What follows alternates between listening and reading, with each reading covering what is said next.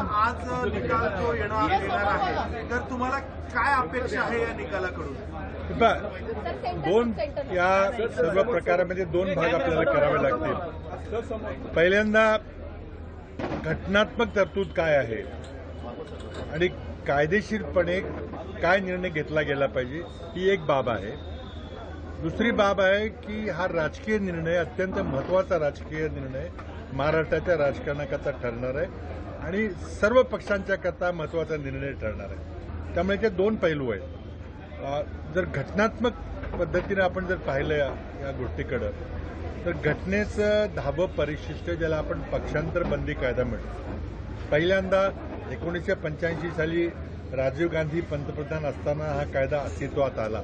नंतर 2003ला वाजपेयी पंतप्रधान असताना अरुण जेटलींनी या कायद्यामध्ये आमूलाग्र बदल केले आणि आपल्यासमोर जे 10वं परिशिष्ट आहे तो 2003चा बदल केलेला कायदा आहे. पण त्यानंतर आपण बघतो की या कायद्याचं उद्दिष्ट काही सफल होताना दिसत नाही आणि त्यामुळे पक्षांतर राजरोसपणे चाललेलं आहे आणि या कायद्याला संपूर्णपणे बदललं पाहिजे असं माझं स्वतःचं मत आहे. पण जर आपण या कायद्याचं जर कायदेशीर पद्धतीनं अभ्यास केला तर पक्षांतर झालेलं आहे. त्यामुळं या शिवसेनेच्या 16 आमदारांना निलंबित केलं पाहिजे, त्यांचं मंत्रिपद रद्द झालं पाहिजे आणि त्यांना पुन्हा मंत्री होता येणार नाही जोपर्यंत ते पुन्हा आमदार म्हणून निवडून येत नाहीत. ही कायदेशीर बाब झाली. पण या कायद्यामध्ये सर्वात मोठी त्रुटी जी आहे की यामध्ये न्यायाधीश म्हणून ट्रायब्युनल म्हणून ज्या व्यक्तीला बसवलं असतं ती व्यक्ती म्हणजे विधानसभेचे अध्यक्ष. आता विधानसभेचे अध्यक्ष हे कुठल्या तरी राजकीय पक्षाचे कार्यकर्ते असतात, ते त्या राजकीय पक्षाच्या तिकीटावर निवडून आलेले असतात आणि निकाल देताना ते त्या राजकीय पक्षाचं हित लक्षात ठेवणार नाहीत. ते रामशास्त्री प्रभुण्यासारखा निर्णय घेतील अशी आजच्या युगामध्ये अपेक्षा करणं चुकीचं आहे. तर मुळातच हा दोष आहे की याबाबतचा निकाल देण्याची जबाबदारी विधानसभेच्या अध्यक्षाकडं जो एक राजकीय पक्षांनी निवडून आणलेला व्यक्ती आहे हेच मुळात चुकीचं आहे. आणि त्यामुळं आपण पाहिलं की या निकालाला जवळजवळ 1.5 वर्षापेक्षा जास्त वेळ लागलेला आहे आणि जी काय इंग्रजीमध्ये प्रसिद्ध म्हण आहे की justice delayed is justice denied. आज त्या मतदारसंघातल्या मतदारांना हे माहिती नाही की आपण ज्या व्यक्तीला ज्या पक्षाला मतं दिलं होतं ती व्यक्ती निवडून आलेला आमदार त्या पक्षात आहे का नाही. आणि हे जर आपण 1.5 वर्षापर्यंत सांगू शकलो नाही तर हे घटनात्मक व्यवस्थेचं अपयश आहे. म्हणून हा पक्षांतर बंदी कायदा बदलला गेला पाहिजे. आता हे जे पॉलिटिकल परिणाम आहेत ते फार गंभीर आहेत. कारण जर आज या 16 आमदारांना निलंबित केलं आणि त्यांचं मंत्रिपद रद्द केलं, त्यांना पुन्हा मंत्री होणार नाही अशी परिस्थिती जर समोर आली तर मग एका प्रकारचा राजकीय भूकंप ठरेल तो.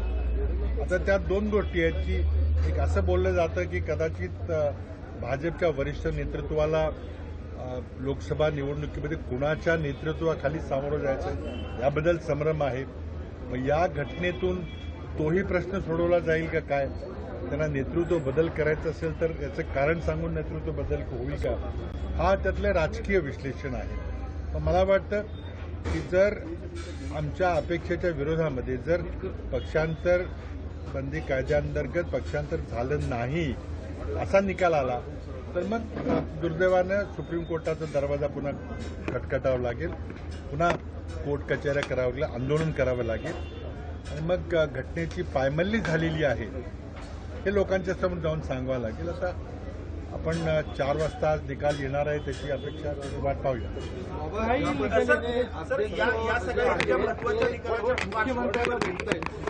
मुख्यमंत्र्यांची भेट घेत आहे त्यावर सुद्धा आरोप होत आहे. संजय राऊत करतात, तिकडे शरद पवार साहेबांनी सुद्धा आरोप केला. अशा पद्धतीने भेट घेणं चुकीचं नाही. हे पहा, संसदीय परंपरेला हे धरून नाही.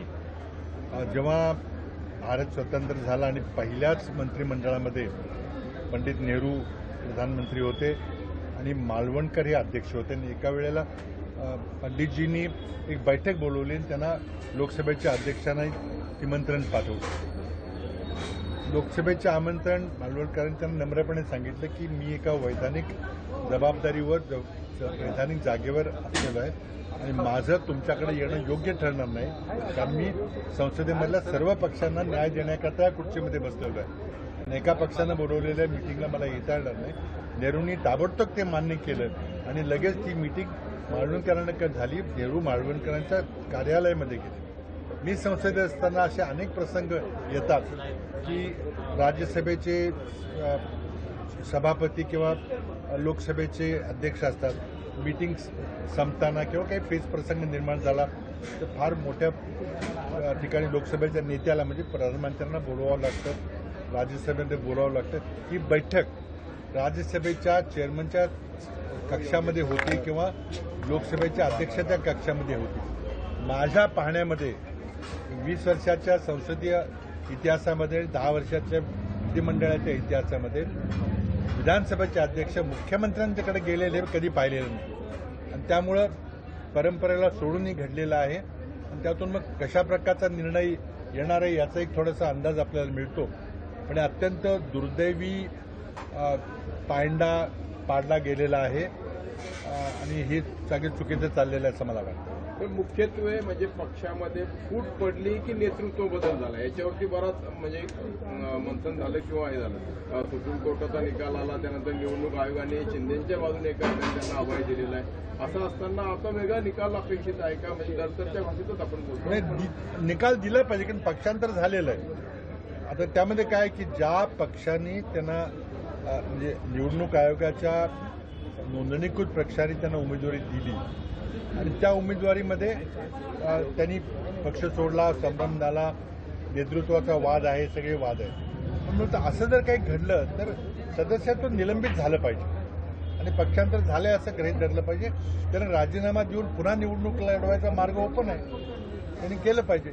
पण त्या निवडणुकीत निवडून आलेल्या आमदारकीची कवचकुंडलं वापरून आपण जर असं राजकारण केलं तर चुकीचं असं माझं वैयक्तिक मत आहे. एक साधारणपणे असं चित्र दिसतंय की सगळं काही व्यवस्थित ठरवून म्हणजे एक स्क्रिप्टेड पद्धतीनं सगळं झालं आणि त्यानुसार मग म्हणजे पासून निकालापर्यंत सगळं स्क्रिप्टेड असण्याची शक्यता आहे. असं नाही आहे, कारण जर स्क्रिप्टेड असतं तर मग निकाल लगेच महिन्याभरात द्यायला काय बिघडलं होतं, लगेच द्यायला पाहिजे होता.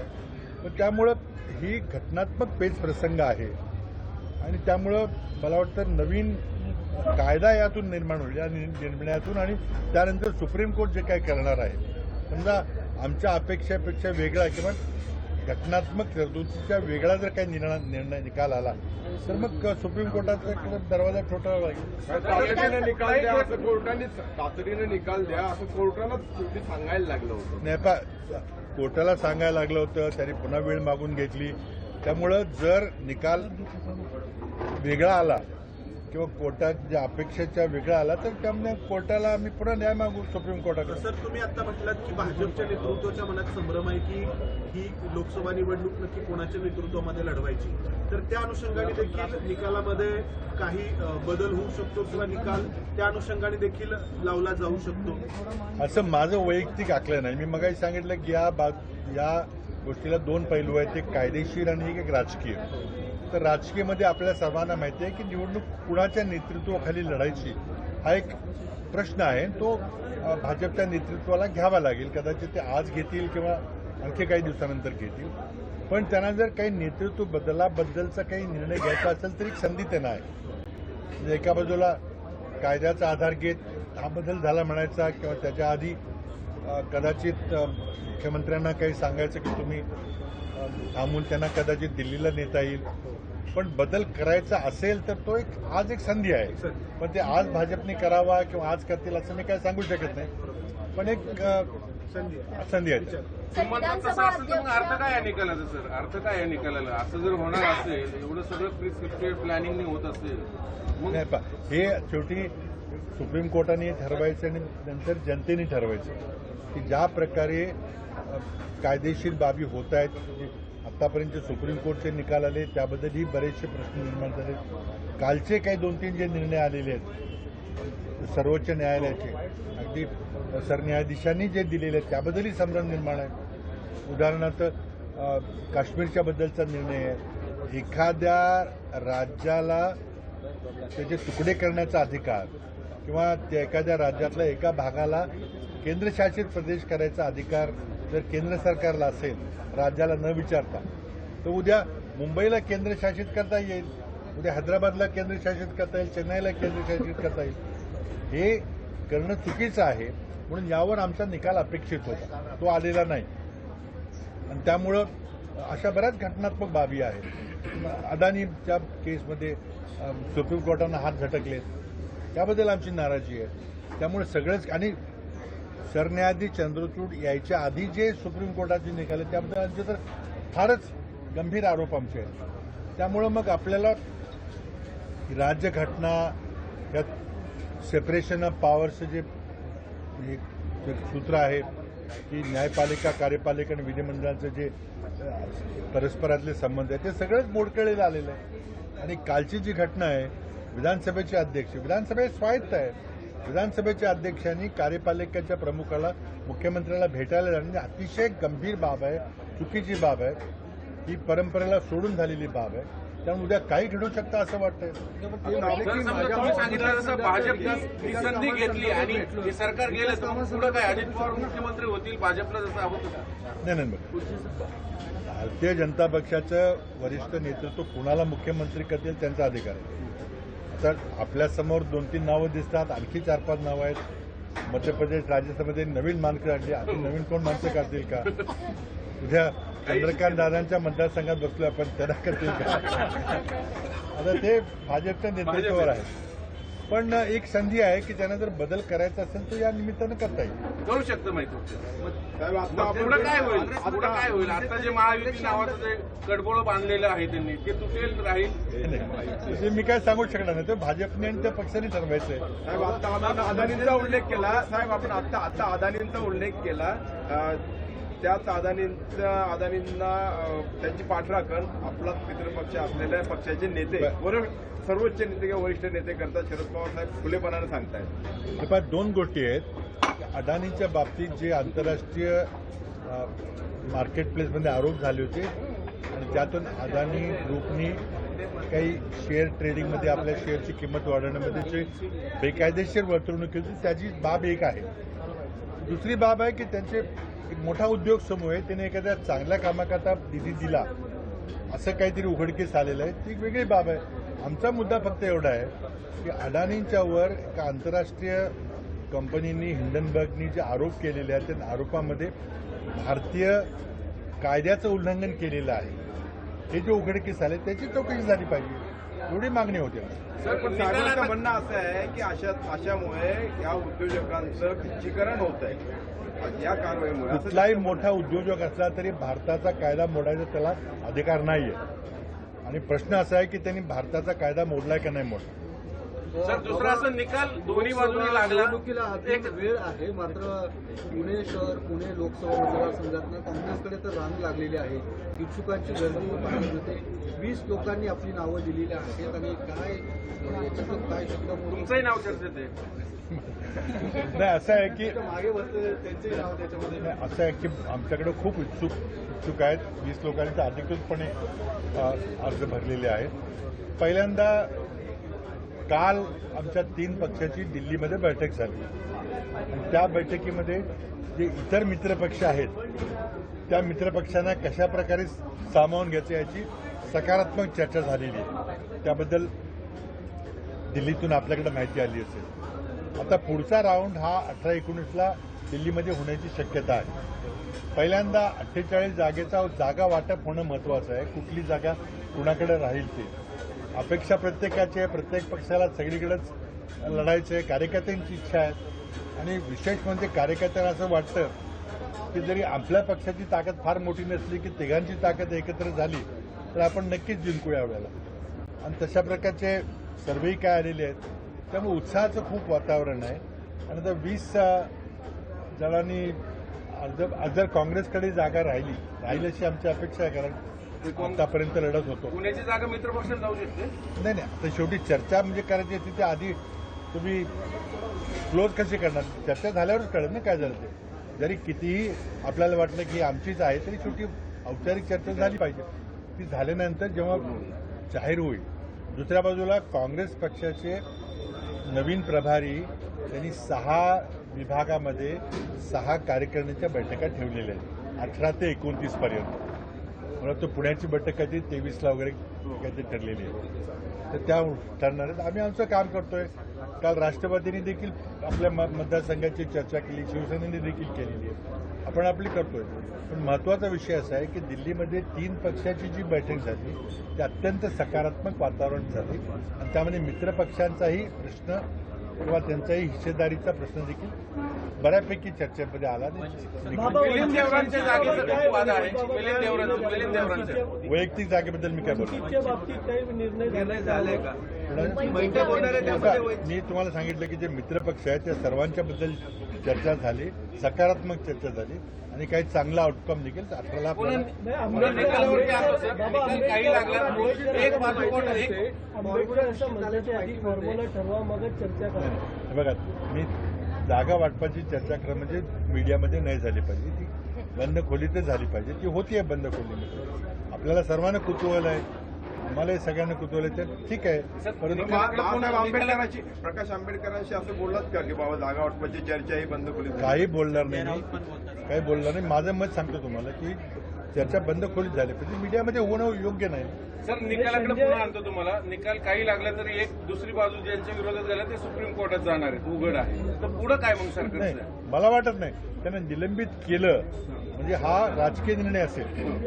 जर एकनाथ शिंदेच्या सहकार्यांना जर निलंबित केलं तर हा राजकीय निर्णय हायेस्ट लेवलवर झालेला असेल, सर्वोच्च पातळीवर झालेला असेल. मग आता बघ त्याला काय आवाज येऊन करणार का? बाबा, इंडिया आघाडीने प्रकाश आंबेडकरांना अकोल्याची जागा का ऑफर केली आहे? कारण संजय राऊत बिलकुल मी जागा वाटपाच्या आकड्याबद्दल कुठली जागा कोणाकडे आहे तिथं कोण उभं राहणार आहे काही बोलणार नाही. बाबा, पुढच्या काळातलं चित्र जर बघितलं, एकीकडे राम मंदिर आणि त्या निर्माणासाठी सुरू असलेलं वातावरण म्हणजे तो सगळा भाग, दुसऱ्या बाजूला राहुल गांधींची न्याययात्रा जी देशभरातून येते आणि या सगळ्या पार्श्वभूमीवरती त्यांनी विरोधकांनी किंवा आता सत्ताधाऱ्यांनी नारा दिला की अबकी बाब 45 पार आणि त्याच्यासाठी झटून म्हणजे आधी अजित पवार आणि शिंदे दोघंही भाजपच्या साठी कामाला लागले. असे 2-3 तुम्ही प्रश्न विचारले.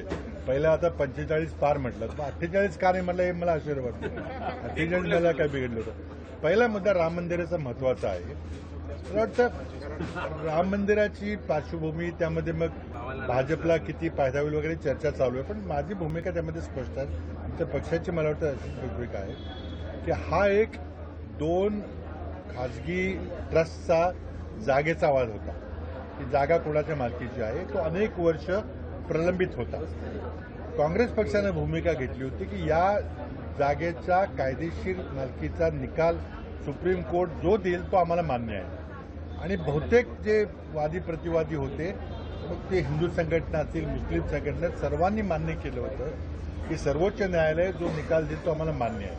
सर्वोच्च न्यायालयाने निकाल दिला, एका बाजूला दिला आणि सर्व लोकांनी, सर्व राजकीय पक्षांनी त्या निकालाचं स्वागत केलं. स्वागत म्हणण्यापेक्षा निकाल मान्य केला की जो काय असेल तो आम्हाला आवडेल न आवडेल वगैरे काय असेल ते मान्य केलं. त्यानंतर त्या खाजगी संस्थेने, त्या ट्रस्टनी देशातून पैसे गोळा करून एक भव्य राम मंदिर बांधायचा निर्णय घेतला. ते निर्णय झाला, ते राम मंदिर बांधलं जातंय. त्यातलं थोडं काम पूर्ण झालेलं आहे, अजून पूर्ण व्हायला 2-2.5 वर्ष आहेत आणि त्या राम मंदिरामध्ये प्राणप्रतिष्ठा करायचा निर्णय त्या ट्रस्टने घेतलेला आहे. तो कार्यक्रम काहीतरी 22 तारखेला होणार आहे. आता तो 22ला का घेतला, रामनवमीला का नाही घेतला यामध्ये मला जायचं नाही. परंतु यामध्ये कुणाचाच काही वाद नाही ना. चांगली गोष्ट आहे. ज्याला तिथं निमंत्रण दिलं असेल त्यांनी जावं न जावं त्यांचा वैयक्तिक प्रश्न आहे. तिथं राम मंदिर बांधल्यानंतर दर्शनाला जावं, तिथे देवालय आहे, एका ट्रस्टनी बांधलेलं आहे. आज आपण बरेच पुण्यात बघतो की बरेचसे काही राजकीय काही धार्मिक संस्था ट्रस्ट असतात ते देवळं बांधतात, तसं ते बांधलेलं आहे. यामध्ये विरोधाचं काय कोणाचं कारण आहे? आणि यामध्ये दुसरा प्रश्न असा की यामध्ये भारतीय जनता पक्षाचा काय रोल आहे? तर मोदी याचं क्रेडिट घेत असतील तर याचा अर्थ निकालाला तरी प्रभावित केला असेल. ते जर केलं नसेल तर मग काय, मग खाजगी ट्रस्ट आहे, खाजगी ट्रस्टने पैसे गोळा केले, खाजगी ट्रस्ट मंदिर बांधतोय, तेव्हा त्याचा काही फरक पडेल असं मला वाटत नाही. बाकी आता राजकीय निर्णय काय होते, कसं होते बघूया. आता काय आता न्याय यात्रा जी आहे, जेव्हा भारत जोडो यात्रा संपली होती त्याच वेळेला राहुल गांधींनी सांगितलं होतं की मी आता पूर्व पश्चिम दौरा काढणार आहे, पण तो पायी काढणार नाही कारण त्याला फार वेळ लागतो आणि तो बस वगैरे असा चालत बसेत चालेल. तर तो थोडा उशीर झाला. तो खरं म्हणजे गेल्या वर्षी जुलै ऑगस्ट नंतर करायला पाहिजे होता, ठरलं होतं, पण काही कारणामुळे तो लांबला. आता यात्रा होणार आहे. त्यामुळे तो उद्देश एवढाच आहे की लोकांना जाऊन त्यांचे प्रश्न ऐकणं आणि देशात काय चाललेलं आहे ते समजावून घेणं. हे राजीव गांधींची वैयक्तिक यात्रा आहे, काँग्रेस पक्षाची यात्रा आहे, राहुल गांधींची यात्रा आहे. भारत जोडो यात्रा खूप यशस्वी झाली. आता त्यामध्ये हे राजकीय कारणाकरता केलं का, लोकसभेकरता केलं का, निवडणुकीकरता केलं, आमचं काही म्हणणं नाही. पण फक्त एवढंच आहे की देशामध्ये जे गंभीर प्रश्न आहेत, बेरोजगारीचा प्रश्न आहे, महागाईचा प्रश्न आहे, शेतकऱ्यांच्या आत्महत्येचा प्रश्न आहे, हे काही प्रश्न बिकट झालेले आहेत, सुटलेले नाहीत. जरी कितीही सरकारने घोषणा केल्या की भारत 2047ला एक विकसित देश होईल, आम्हाला सगळ्यांना विकसित देश झालेला आवडेल ना, आम्हाला अभिमान वाटेल, पण ते घडेल का? कारण या परिस्थितीमध्ये आत्ता जो भारताचा विकास दर आहे त्यामुळं ते घडणार नाही असं मी सांगतोय, सगळे अर्थतज्ञ सांगतात. विकास दर आपल्याला 9% पुढे नेला तर काहीतरी हे घडेल, ते आता होताना दिसत नाही. मोदींच्या कारकिर्दीमध्ये ज्या 4 मोठ्या चुका झाल्या, अनेक झाल्यात, आमच्या पक्षांचं 10 सांगतो, मी 4 सांगतो. नोटबंदी, अचानक जीएसटी आणणं, म्हणजे फार कमी वेळात जीएसटी आणणं, अचानक केलेलं लॉकडाऊन आणि शेती कायद्यामुळं जे आता अँटी फार्मर शेतकऱ्यांच्या विरोधी जे धोरणं होत आहेत, सगळे तुम्ही निर्यात बंदी करून शेतकऱ्यांचे दर पाडताय. आज शेतकऱ्यांना हमीभाव देतो, शेतकऱ्याचं उत्पन्न दुप्पट करतो म्हणून म्हणतायत, ते काही झालेलं नाही. पण लोकांच्या मध्ये आक्रोश आहे आणि त्यामुळे जरी एका बाजूला आता कोण म्हणतंय की राम मंदिरामुळे मतं वाढतील वगैरे, मला वाटत नाही की ज्या लोकांनी भाजपला मतं दिली होती तेच आणखी उत्साहानं स्वागत करतात, बाकी सगळे आनंद व्यक्त करतात. आम्ही पण कधी वेळ आला तर कधी जाऊ बघायला, कारण शेवटी देवाला मंदिरात जायला कोणाला काही अडचण नाही. आणि आम्हाला असं वाटतं की राम सगळीकडेच आहे. पुण्यातल्या देवळात राम आहे, कराडच्या देवळात राम आहे, सगळीकडे राम आहे, मग तिथे त्या देवळातच गेलं पाहिजे असं काय नाही. पण या आक्रोशाचा लाभ एक राजकीय पक्ष म्हणून घेण्यामध्ये तुम्ही फारसे प्रभावी ठरत नाही, म्हणजे तुमचा एकूण एनडीए आघाडी, कारण तुम्ही आपापसात सुरू असलेले तुमचे असं नाही. लोकांचा आक्रोश आहे, तो काही कोणीतरी प्रचार करायला गेलं म्हणजे त्यांचा आक्रोश वाढेल नाही तर कमी होईल असं नाही आहे. आक्रोश आहे, तो फक्त काय झालं की प्रसारमाध्यमांच्यावर इतकं बंधन आहे की विरोधी आंदोलन झालं दाखवलं जात नाही. ते लोक आता दाखवतील तुम्हाला. सर, दुसरं असं राज्यातली काँग्रेस फोडण्याचा प्रयत्न होईल भाजपकडनं लोकसभेच्या तोंडावर. भाजपनी हा जो प्रयत्न केला शिवसेनेला फोडायचा, राष्ट्रवादीला फोडायचा, बरंच अनपेक्षित होतं, पण ते घडलं. त्यामुळे त्यांचे प्रयत्न झाले होते म्हणूनच ते घडलं. आता ते आणखी प्रयत्न थांबवतील असं काय आम्हाला वाटत नाही. प्रयत्न काँग्रेस प्रयत्न करेल लोकसभेच्या अगोदर चालू राहतील त्यांचे, पण काय होईल असं मला वाटत नाही. कारण आता सत्ता बदलाची चिन्ह दिसत असताना कोण काँग्रेस पक्ष सोडून भाजपमध्ये जाईल? काही आहेत ना, काही नावं ठराविक चर्चेत आहे सातत्य. नाव तुम्हीच प्रश्न करताय.